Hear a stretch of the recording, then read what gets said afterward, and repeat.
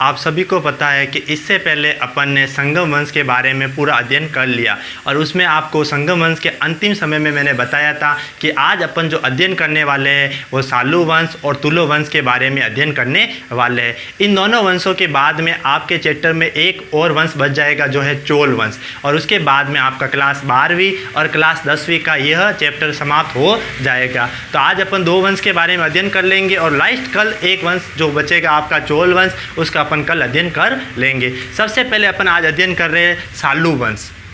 जी हाँ, सालू वंश, इसके बारे में मैंने कल भी आपको थोड़ा सा बताया था कि जो सालू वंश का जो एक राजा था जिसका नाम क्या था, नरसिंह सालू, उसने संगम वंश के अंतिम राजा को मारकर स्वयं राजा बना था। आपको कमेंट में लिखना है कि संगम वंश का अंतिम राजा कौन था। कल मैंने आपको पूरा समझाया था, आज अपन को आपको कमेंट में लिखकर बताना है कि संगम वंश का अंतिम राजा कौन था जिसे मारकर सालू वंश स्थापित होता है। और सालू वंश का जो प्रथम शासक था उसका नाम था नरसिंह सालू। कौन था? नरसिंह सालू। अपन कह सकते हैं कि नरसिंह सालू जो था वह सालू वंश का संस्थापक था।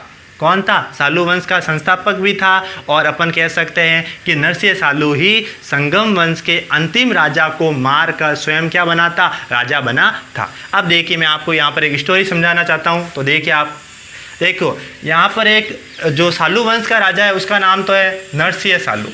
कौन है? नरसिंह सालू। और नरसिंह सालू का पुत्र है, नरसिंह सालू का पुत्र है, और ये पुत्र है जो अल्प आयु का है, मतलब छोटा है, उम्र में क्या है? एकदम छोटा है। और इस पुत्र की रक्षा के लिए नरसिंह सालू ने अपनी पुत्र की रक्षा के लिए एक व्यक्ति को रखता है जिसका नाम, या तो आप कह सकते हो उसके दो नाम थे। एक तो नाम मिलता है बुक्स में वीर नरसिंह, देखो इसके नाम जैसा ही है इसलिए मैं कह रहा हूँ वीर नरसिंह। या सेकंड नाम मिलता है उसका नरसा नायक, नरसा नायक। जी हाँ, अब देखिए यहाँ से एक स्टोरी स्टार्ट होती है कि नरसिंह सालुक ने अपने पुत्र की रक्षा के लिए, उसका पुत्र छोटा था और उसे ये खतरा था कि मेरे पुत्र को कोई मार ना दे, इसलिए उसने अपनी पुत्र की रक्षा के लिए एक व्यक्ति को रखता है, उसका नाम है वीर नरसिंह। जी हाँ, वीर नरसिंह ही आगे जाकर तुलो वंश का संस्थापक बनेगा। तो यहाँ पर याद रखना आपको कि वीर नरसिंह, या इसका ही दूसरा नाम है नरसा नायक। क्या नाम है? नरसा नायक। तो देखिए नरसिंह सालू, ये तो है नरसिंह नरसिंह सालू अपने पुत्र की रक्षा के लिए किसको रखता है? वीर नरसिंह को या नरसिंह नायक को रखता है। लेकिन यहाँ पर क्या होता है कि ये जो वीर नरसिंह है वो इसके पुत्र को ही मार देता है और वीर नरसिंह स्वयं क्या बन जाता है? राजा बन जाता है। तो अपन यहाँ पर याद रखेंगे कि नरसिंह सालू ने अपने पुत्र की रक्षा के लिए नरसा नायक या वीर नरसिंह भी कहते हैं को नियुक्त किया। ठीक है, अपनी पुत्र की रक्षा के लिए वीर नरसिंह को नियुक्त किया। लेकिन क्या होता है कि जो नरसा नायक ने नरसिंह के पुत्र की क्या कर दी? हत्या कर दी और स्वयं राजा बन गया। तो आपको मैंने बता दिया, पहले ही बता दिया, आपको समझा दिया कि नरसिंह सालू ने अपनी पुत्र की रक्षा के लिए, दोनों का नाम एक जैसा इसलिए आप कंफ्यूज में हो जाओगे, इसलिए मैं बता रहा हूँ, नरसिंह सालू ने अपनी पुत्र की रक्षा के लिए एक व्यक्ति को रखता है, उसका नाम भी होता है वीर नरसिंह। लेकिन वो कौन से वंश का होता है?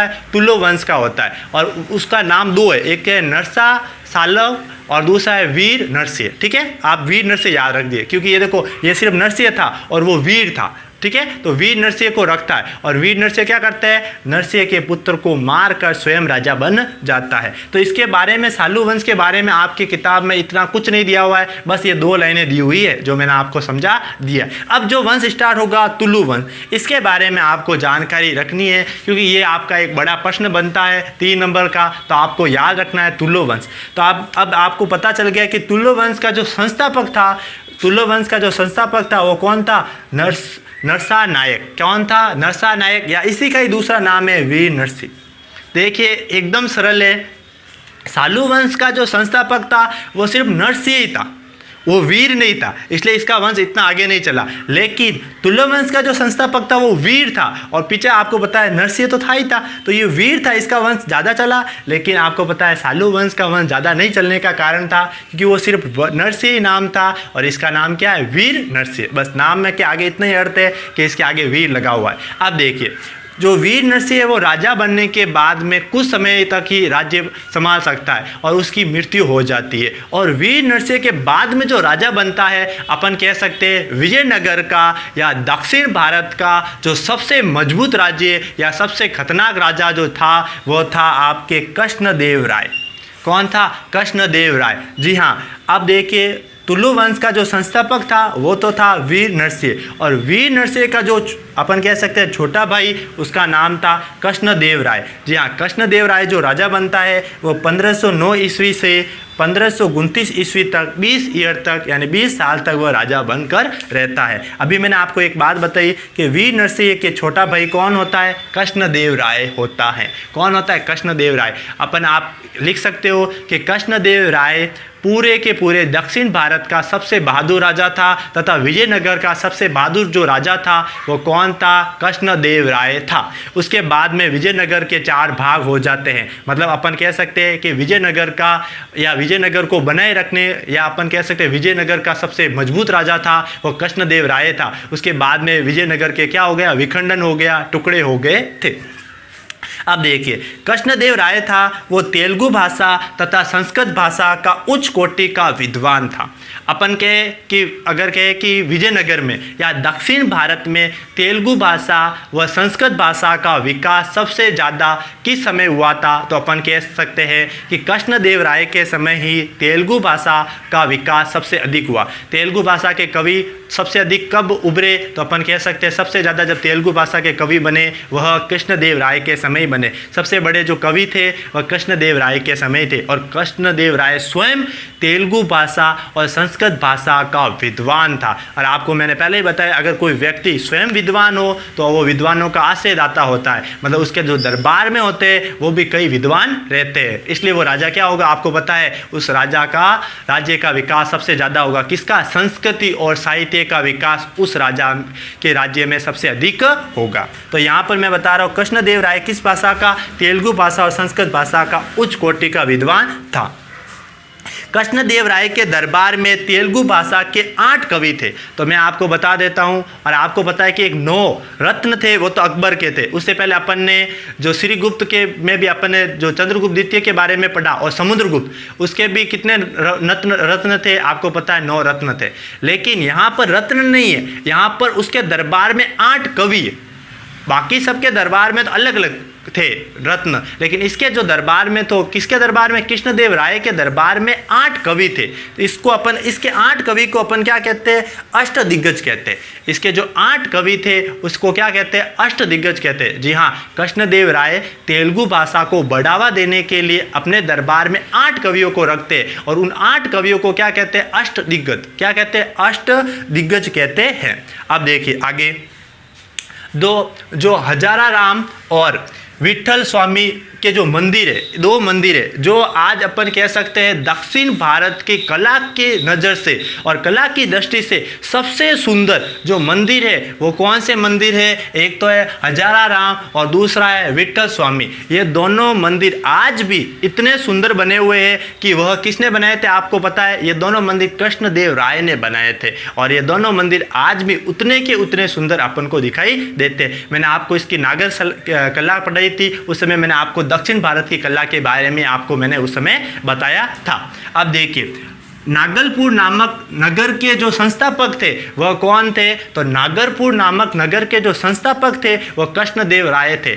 अपन ने इससे पहले पढ़ा था विजयनगर के जो संस्थापक थे या विजयनगर की जिसने स्थापना की वो कौन थे? हरि और बुक्का 2 भाई थे। अब देखिए विजयनगर के अंदर एक बहुत बड़ा नगर बसाया गया जिसका नाम था नागरपुर नगर। कौन सा नगर था? नागरपुर नगर। और नागरपुर नगर की जो संस्थापक या जिसने इस नगर की स्थापना की वो कौन थे? कृष्णदेव राय। तो आपको यहाँ पर 2 बातें याद रखनी है। एक तो याद रखना है कि हजारा राम और विठल स्वामी का मंदिर किसने बनाया? तो याद रखना है कृष्णदेव राय ने बनाया। और सेकंड नंबर आपको यहाँ पर एक बात और याद रखनी है कि नागलपुर नामक नगर के जो संस्थापक थे या किसने बनाया? तो यहाँ पर वो भी बात याद रखनी, कृष्णदेव राय ने बनाया था।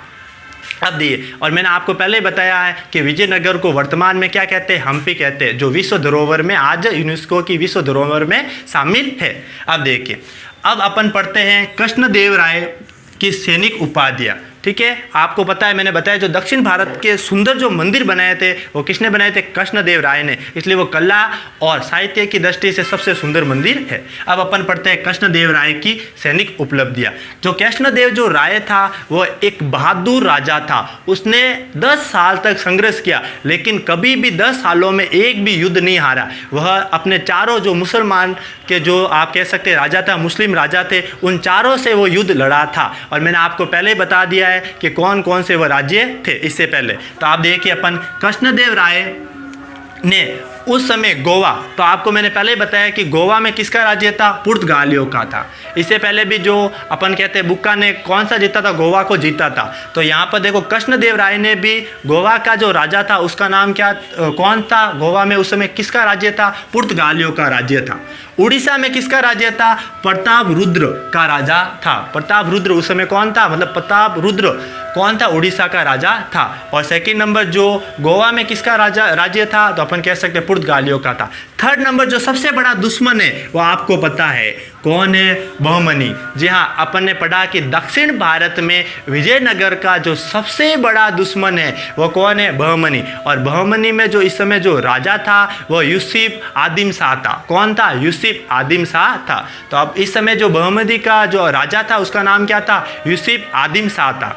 तो इन सब राजाओं को 10 वर्ष तक संघर्ष किया और सभी राजाओं को हराया। जी हाँ, अपन कह सकते हैं गोवा के पुर्तगालियों को और उड़ीसा के प्रताप रुद्र को, और सेकंड नंबर बहमदी के आपको मैंने अभी बताया है यूसुफ। देखो सुल्तान यूसुफ आदिल शाह नाम था। पूरा नाम क्या था? सुल्तान यूसुफ आदिल शाह। वो कहाँ का राजा था? बहमनी का। मैंने आपको शुरू से ही बताया है कि अपन जो भी दक्षिण भारत के जितने भी वंश पढ़ेंगे उनमें आप एक कॉमन चीज़ लिख सकते हो कि जो भी विजयनगर पर आक्रमण किया था सब राजाओं पर, वो किस वंश के राजाओं ने किया था? बहमनी। जी हाँ, मुस्लिम वंश के बहमनी राजाओं ने जो भी विजयनगर का राजा बनेगा उन सब पर आक्रमण किया था। तो देखो बहमनी के इस समय जो राजा थे उसका नाम क्या था? सुल्तान आपको यूसुफ आदिम शाह। ठीक है, अब देखिए 10 वर्ष तक संघर्ष करने के बाद में भी कौन जीतता है? कृष्णदेव राय। इसलिए अपन यहाँ कह सकते हैं कृष्णदेव राय एक बहुत ही बड़ा योद्धा था और एक विशाल अपन कह सकते हैं सैनिक था जो कभी भी युद्ध में नहीं हारा था।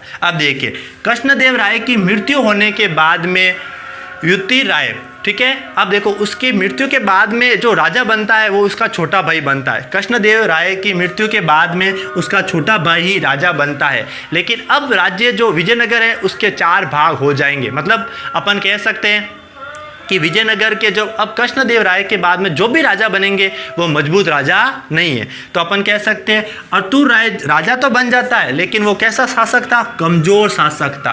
कैसा शासक था? कमजोर शासक था। उसके बाद में एक इसका भांजा भी बनता है बदमभोज, लेकिन वो भी क्या था? एकदम कमजोर राजा था। लेकिन अब देखिए इसका फायदा कौन उठाता है? तो इसका फायदा एक मंत्री उठाता है जिसका नाम है राम राय।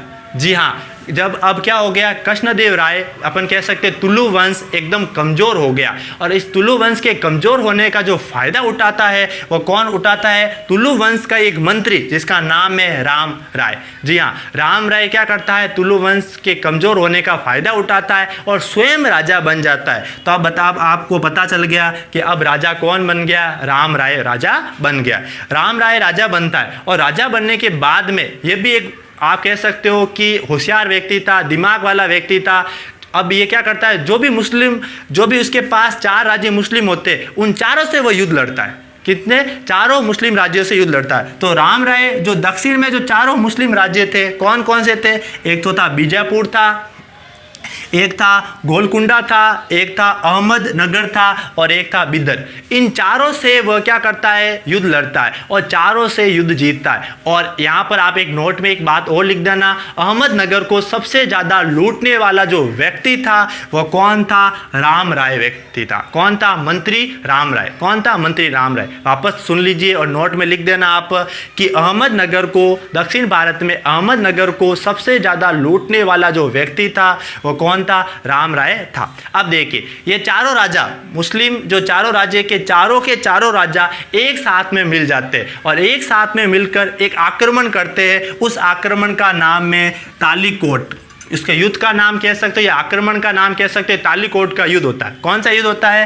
तालीकोट का युद्ध होता है। और इस तालीकोट के युद्ध में क्या होता है? ये युद्ध कब होता है? 25 जनवरी 1565 में होता है। कब होता है? 25 जनवरी 1565 में जो अपन कह सकते हैं युद्ध होता है, उस युद्ध का नाम है तालीकोटी का युद्ध। और इस युद्ध में क्या होता है कि राम राय की मृत्यु हो जाती है। और राम राय की मृत्यु होने के बाद में अपन कह सकते हैं कि विजयनगर पूरा का पूरा क्या हो जाता है? टूट जाता है। और उसी के साथ अपन कह सकते हैं विजयनगर से हिंदू साम्राज्य क्या हो जाता है? खत्म हो जाता है। अब अपन अगले वीडियो में जो पढ़ेंगे चोल वंश के बारे में पढ़ेंगे और उसी के साथ में अपन का जो ये पार्ट है वो क्या हो जाएगा? समाप्त हो जाएगा। अब मैं आपको यहाँ पर एक बात कहना चाहता हूँ, ये कि ये चैप्टर जो 9वीं क्लास और 11th क्लास की जो न्यू बुक्स है उसमें भी ये चैप्टर है, और 10वीं और 12वीं आपको पहले से ही पता है कि जो जीके का जो टॉपिक होता है वो सभी क्लास में एक जैसा ही होता है। तो इसको 9वीं 10वीं 11वीं 12वीं सभी बच्चे पढ़ सकते हैं। और जिन्होंने 9वीं और 11वीं वाले बच्चों ने इस वीडियो को नहीं देखा वो पहले वीडियो से देखना प्रारंभ कर दीजिए। अब अपन अगला वीडियो में अगले वंश के बारे में अध्ययन